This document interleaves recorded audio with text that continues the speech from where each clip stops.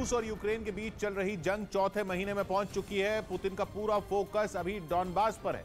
रूस का दावा है कि उसने डॉनबास के एक बड़े इलाके पर कब्जा जमा लिया है, लेकिन यूक्रेन की परेशानी यहीं खत्म होती नहीं दिख रही, क्योंकि चेचन कमांडर रमजान कादिरोव ने यूक्रेन को बड़ी चेतावनी दे दी।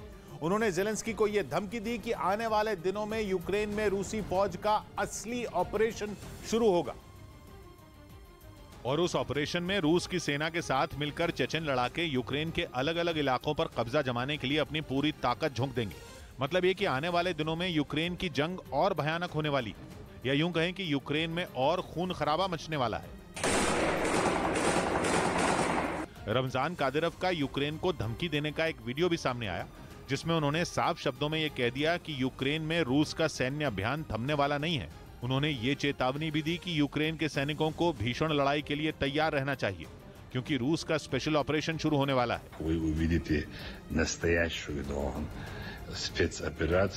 उन्होंने वीडियो में यह भी दावा किया कि इस ऑपरेशन के तहत यूक्रेन के अलग अलग इलाकों से जेलेंस्की की सेना को मार भगाया जाएगा। कादिरोव की इस धमकी के बाद यह अंदाजा लगाया जा रहा है कि जेलेंस्की को घुटनों पर लाने के लिए रूस कुछ बड़ा करने वाला है, और इसके पीछे की वजह है पश्चिमी देशों से यूक्रेन को भेजे जाने वाले घातक और खतरनाक हथियारों की खेप। असल में पुतिन और कादिरोव पश्चिमी देशों से यूक्रेन को भेजे जा रहे हथियारों से चिढ़े बैठे हैं, क्योंकि लाख मना करने के बाद भी नेटो देश यूक्रेन को जंग में घातक और खतरनाक हथियारों की सप्लाई कर रहे हैं, जिनके दम पर यूक्रेन न सिर्फ रूस को कड़ी टक्कर दे रहा है, बल्कि कई मोर्चों पर उसे पीछे भी धकेल चुका है। लेकिन रूस तब और आग बबूला हो गया जब अमेरिका ने हाइमार्स यानी high mobility artillery rocket system Ukraine को देने का ऐलान कर दिया। लंबी दूरी तक मार करने वाला ये एक ऐसा हथियार है जो एक साथ कई मिसाइलें दागने की ताकत रखता है, वो भी ऐसी मिसाइलें जो जीपीएस का इस्तेमाल करते हुए सीधे अपने टारगेट पर कहर बनकर टूटती हैं। माना जा रहा है कि इस जंग में यह हथियार रूस के खिलाफ यूक्रेन का तुरुप का इक्का साबित होगा। दावा है कि यूक्रेन अमेरिका से मिले हाइमार्स रॉकेट सिस्टम से रूसी जमीन को भी अपना निशाना बना सकता है। इसी वजह से रूस परेशान है और वो अमेरिका पर जंग को भड़काने का आरोप लगा रहा है। दावा तो ये तक किया जा रहा है कि अगर यूक्रेन को इस हथियार की सप्लाई होती है तो रूस सीधे सीधे अमेरिका से ही भिड़ जाएगा। ऐसा इसलिए क्योंकि रूस को यह डर सता रहा है कि अगर अमेरिका ने हाइमार्स यूक्रेन को दे दिया तो उसके लिए मुसीबत खड़ी हो जाएगी और डॉनबास उसके हाथ से निकल सकता है। रूस का दावा है कि डॉनबास के ज्यादातर इलाकों पर उसका कब्जा हो चुका है, जबकि पश्चिमी मीडिया यह दावा कर रही है कि यूक्रेन इस मल्टीपल लॉन्च रॉकेट सिस्टम को डॉनबास की लड़ाई में इस्तेमाल कर सकता है, जहां पिछले कई दिनों से उसकी सेना रूसी फौज के साथ चेचन लड़ाकों से भी लोहा लेने में जुटी है। और अगर यूक्रेन डॉनबास की जंग में हाइमार्स को उतारता है तो अमेरिका का यह ताकतवर हथियार उसके लिए वरदान साबित हो सकता है। वैसे रूस और यूक्रेन दोनों अलग अलग मल्टीपल लॉन्च रॉकेट सिस्टम का इस्तेमाल कर रहे हैं, लेकिन हाइमार्स की बात अलग है, क्योंकि ये 80 किलोमीटर दूर बैठे दुश्मन को भी आसानी से तबाह करने की ताकत रखता है।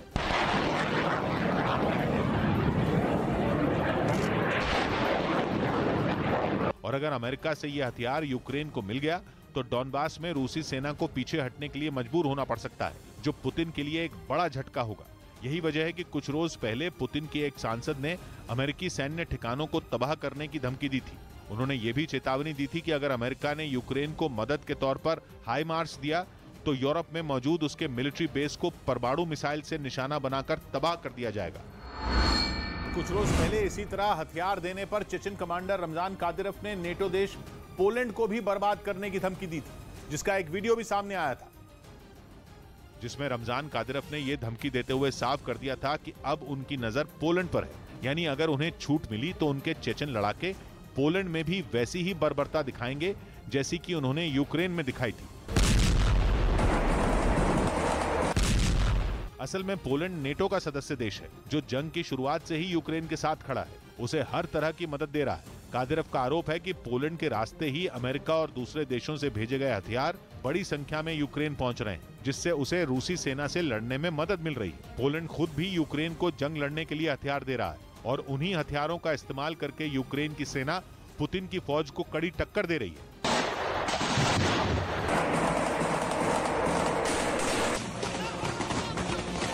बस इसी बात ने कादिरोव के गुस्से को भड़का दिया। वो पोलैंड को धमका रहे हैं कि यूक्रेन से हथियार वापस ले लो, नहीं तो तबाही तय है। После Украины-dagen, если будет команда-dagen, мы 6 секунд dagen покажем вам. यानी रमजान कादिरव पोलैंड को खुली चेतावनी दे रहे हैं। न सिर्फ पोलैंड को बल्कि उसके जरिए उन्होंने नेटो को भी ये बताने की कोशिश की कि वो यूक्रेन की जंग से जल्द दूर हो जाए, नहीं तो अंजाम बहुत बुरा होगा। और अगर यूक्रेन में चल रही इस जंग में नेटो देश भी कूद पड़े तो पूरी दुनिया में परमाणु युद्ध छिड़ जाएगा। पश्चिमी मीडिया का दावा है कि अमेरिका से मिलने वाले हाई मार्च से रूस ही नहीं बल्कि रमजान कादिरव भी घबराए हुए हैं।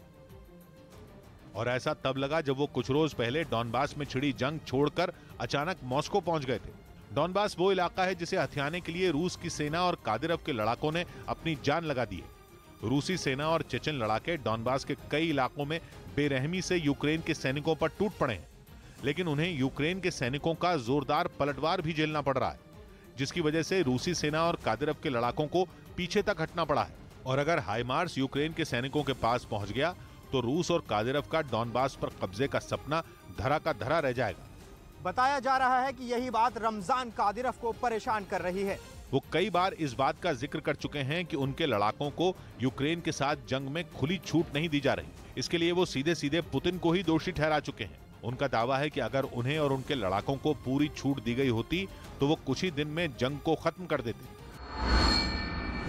और उन्होंने यहां तक कह दिया था कि मारियोपोल की जंग भी इसी वजह से 3 महीने से ज्यादा वक्त तक खिंच गई थी।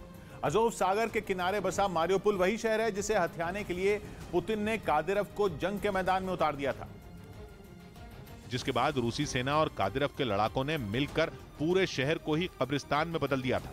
दावा है कि चेचन लड़ाकों ने पुतिन के सैनिकों के साथ मिलकर वहां अपना सबसे बेरहम चेहरा दिखाया। आरोप है कि उन्होंने न सिर्फ रिहायशी इलाकों पर कहर बरपाया था बल्कि उस थिएटर पर भी बमबारी की थी जहां बड़ी संख्या में लोग जान बचाने के लिए छिपे हुए थे। दावा है कि थिएटर पर हुए मिसाइल हमले में करीब 200 लोगों की जान चली गई थी। 3 महीने तक मारियोपोल चेचन लड़ाकों की बेरहमी झेलता रहा। उसकी सड़कों पर टैंक गरजते रहे, इमारतों पर मिसाइलें बरसती रहीं और गलियों में गोलियों की तड़तड़ाहट गूंजती रही। कई दिनों तक शहर पर कब्जे की लड़ाई की वजह से पूरा शहर खंडहर में तब्दील हो गया। यूक्रेन ने आरोप लगाया कि शहर पर कब्जा करने के दौरान रूसी सेना ने हजारों लोगों का कत्ल करवा दिया था। और माना जा रहा है कि कादिरव अब मारियोपोल वाली गलती दोहराना नहीं चाहते। वो डॉनबास के ज्यादा से ज्यादा इलाकों पर तेजी से कब्जा जमाना चाहते हैं, जिसके लिए उनके लड़ाके रूसी सेना के साथ मिलकर वहां जोरदार हमला बोल रहे हैं। दावा किया जा रहा है कि वो एक एक करके कई इलाकों से यूक्रेन के सैनिकों को खदेड़ रहे हैं। कुछ रोज पहले ही रमजान कादिरव ने लुहांस्क प्रांत के सेवेरोदोनेत्स्क शहर पर कब्जे का ऐलान कर दिया था। हालांकि उनके इस ऐलान के बाद ही लुहांस्क के गवर्नर ने साफ कर दिया था कि सेवेरोदोनेत्स्क शहर पर रूस के कब्जे की बात झूठी है। वहां के गवर्नर के मुताबिक सेवेरोदोनेत्स्क के सिर्फ 70% हिस्से पर ही रूसी सेना और चेचन लड़ाकों का कब्जा हो पाया है। इस बीच रूस ने यूक्रेन की जंग जीतने के लिए अपनी घातक मस्ता-एस तोप का इस्तेमाल तेज कर दिया। रूस ने इनकी मदद से ज़ेलेंस्की की सेना पर किए ताबड़तोड़ हमलों का एक वीडियो भी जारी किया, जिसमें उसके सैनिक हमले के लिए इन्हें एक घने जंगल में ले जाते दिखाई दिए। इसके बाद जवानों ने इनमें गोले लोड किए और फिर पेड़ों के बीच छिपी मस्ता-एस तोपों ने यूक्रेन के सैन्य ठिकाने की ओर जोरदार हमला बोल दिया। पहले एक तोप ने गोला दागा, इसके बाद तो जैसे वहां गोलों की बरसात शुरू हो गई और पूरा इलाका उनके धमाकों की आवाज से थर्रा उठा। रूसी सेना की ओर से दागे गए इन गोलों के गिरते ही दुश्मन के ठिकाने में तबाही मच गई। वहां धुएं के खौफनाक गुबार के साथ आग के बड़े गोले आसमान की ओर उठते दिखाई दिए। रूस ने इन हमलों में यूक्रेन के कई टैंकों और बख्तरबंद गाड़ियों को ध्वस्त करने का दावा किया। पुतिन की फौज ने इन हमलों में जिस मस्ता-एस तोप का इस्तेमाल किया उसे 1989 में सोवियत संघ के दौर में तैयार किया गया था और ये 1 मिनट के भीतर ही 7 से 8 गोले बड़ी आसानी से दाग लेती है। इसके साथ ही ये करीब 29 किलोमीटर दूर बैठे दुश्मन के ठिकाने को भी तबाह करने की काबिलियत रखती है। यही नहीं, इस तोप की एक बड़ी खासियत है इसकी तेजी, यानी किसी इलाके में तेज रफ्तार से जा रही तोप हमले के लिए रुकने के 1 से 2 मिनट के भीतर ही पहला गोला दाग सकती है। रूस की इस मस्ता-एस तोप में लगी मशीन गन को रिमोट से कंट्रोल किया जाता है, यानी उसे चलाने के लिए किसी सैनिक को तोप से बाहर निकलने की जरूरत नहीं पड़ती। उधर यूक्रेन की सेना ने एक वीडियो जारी किया जिसमें उसके सैनिक रूसी फौज पर दनादन गोले बरसाते दिखाई दिए। यह वीडियो डोनेस्क इलाके का बताया गया, जिसमें यूक्रेन की एक टुकड़ी लॉन्चर के साथ तैनात दिखी। इसके बाद उनमें एक ने आगे बढ़कर उसमें गोला लोड किया और दूसरे ने उसमें बंधी रस्सी को खींचा, जिसके बाद वहां जोरदार धमाका हुआ। इसके बाद तो एक के बाद एक जवान आते गए और फिर वहां होने वाले विस्फोटों ने रुकने का नाम ही नहीं लिया। इससे पहले कि धमाके की आवाज थम पाती, अगले हमले की तैयारी हो जाती। वीडियो में दिखा कि यूक्रेन की सेना ने कम से कम वहां 20 से 25 गोले दागे। सैनिकों ने बताया कि उनके निशाने पर रूसी फौज की गाड़ियां थीं, जिन पर ताबड़तोड़ हमले कर उन्हें तबाह कर दिया गया। इसके अलावा वीडियो में यूक्रेन के सैनिकों का एक बंकर भी दिखाया गया, जिसमें कई खतरनाक हथियार और गोला बारूद रखा नजर आया। यूक्रेन ने आरोप लगाया कि रूस की फौज उनके इलाकों में घुसकर लोगों पर कहर बरपा रही है, जिन्हें रोकने के लिए उन लोगों ने शहर की सीमा पर ही उनकी गाड़ियों को निशाने पर लेना शुरू कर दिया। वहीं यूक्रेन की सेना ने एक वीडियो जारी किया जिसमें उसके जवान रॉकेट से हमले करते दिखाई दिए। ज़ेलेंस्की की फौज ने दावा किया कि उसने इस हमले में रूस को तगड़ा नुकसान पहुंचाया। और जो वीडियो सामने आया उसमें एक सुनसान इलाके में 2 मल्टी बैरल रॉकेट लॉन्चर के साथ यूक्रेन के कुछ सैनिक नजर आए। जवानों ने पहले अपने टारगेट की पहचान की और जैसे ही हमले का आदेश मिला, उन्होंने ताबड़तोड़ रॉकेट दाग दिए। सामने आई तस्वीरों में रॉकेट बिजली की रफ्तार से दुश्मन की तरफ बढ़ते नजर आए। थोड़ी ही देर में यूक्रेन के सैनिकों ने इतने रॉकेट दागे कि उनकी आवाज से पूरा इलाका थर्रा उठा। वहीं जब हमले का शोर खत्म हुआ तो आसमान में धुएं का गुबार उठता दिखाई दिया। यूक्रेन का दावा है कि उसने इस हमले में रूस के कई सैनिकों को मार गिराया। हालांकि हमले किस इलाके में किए गए, इसकी जानकारी उसकी तरफ से नहीं दी गई। उधर यूक्रेन जंग के बीच रूस और सीरिया के पायलटों ने दुश्मन देशों को अपनी ताकत दिखाने के लिए आसमान में साझा अभ्यास किया। इस ड्रिल का रूस की तरफ से एक वीडियो भी जारी किया गया, जिसमें एक एयरबेस से रूस और सीरिया के लड़ाकू विमान एक के बाद एक उड़ान भरते दिखे। थोड़ी ही देर में दोनों विमान आसमान में पहुंच गए। इसके बाद हवा से ही दुश्मनों को ढेर करने की ताकत को परखा गया। वीडियो के एक हिस्से में दोनों विमानों के पायलट आसमान से दुश्मन के ठिकानों पर रॉकेट और बम बरसाते नजर आए। इस अभ्यास से पहले एयरबेस पर दोनों लड़ाकू विमान खड़े दिखाई दिए। इस दौरान वहां मौजूद सेना के कुछ लोगों ने विमानों की जांच की और उन्हें उड़ान भरने के लिए तैयार किया। पूरी तैयारी होने के बाद उनमें सीरिया और रूस के पायलट बैठे और फिर देखते देखते दोनों विमान हवा से बातें करने लगे। आसमान में एक तय ऊंचाई तक पहुंचने के बाद सीरिया और रूस के पायलट दुश्मन पर बम बरसाने की ताकत को परखते दिखे। कुछ देर तक इसी तरह दोनों हवा में जंग लड़ने का अभ्यास करते रहे और फिर बाद में दोनों सुरक्षित एयरबेस पर आ गए। हालांकि ये जानकारी नहीं मिली कि सीरिया और रूस के पायलटों का ये साझा अभ्यास कहां किया गया। इस बीच यूक्रेन पर हमले को लेकर रूस के राष्ट्रपति पुतिन के बड़े गेम प्लान का पर्दाफाश हुआ। रूस के एक पत्रकार ने दावा किया कि खुद को दुनिया का नेता साबित करने के लिए पुतिन ने यूक्रेन पर हमला किया। और रूसी पत्रकार आंद्रे पियंतकोव्स्की ने यह दावा वहां के एक टीवी चैनल पर दिए एक इंटरव्यू के दौरान किया, जिसके लिए उन्होंने ये दलील दी कि पिछले 12 साल से leader of the free world की जगह खाली पड़ी थी। Путин так обнаглел и дошел до этой войны, потому что 12 лет असल में कई दशकों से अमेरिका के राष्ट्रपति को दुनिया का नेता माना जाता रहा है। लेकिन पूर्व राष्ट्रपति ओबामा और ट्रंप दुनिया में अमेरिका के दबदबे को कायम करने में नाकाम रहे, जिसकी वजह भी रूसी पत्रकार आंद्रे पियंतकोव्स्की ने बताई। और दावा किया कि ओबामा जहां अमेरिका की गलतियों के लिए कई देशों से माफी मांगकर इस पद से हाथ धो बैठे, तो वहीं ट्रंप ने अमेरिका को महान साबित करने के लिए दुनिया को ही बेकार ठहरा दिया। यानी ओबामा और ट्रंप दोनों के कार्यकाल में ये कुर्सी खाली रह गई, जिस पर अब कहा जा रहा है कि पुतिन की नजर है। Путин решает, как вот Путин, хороший такой парень, да, пусть они там и сами решают все вопросы. हालांकि रूसी पत्रकार ने जंग में रूस को टक्कर देने वाले यूक्रेन और उसकी खुलकर मदद करने वाले ब्रिटेन को मौजूदा हालात में दुनिया का असली नेता बताया, लेकिन यह भी साफ कर दिया कि अब इस कुर्सी पर पुतिन नजर गड़ाए बैठे हैं।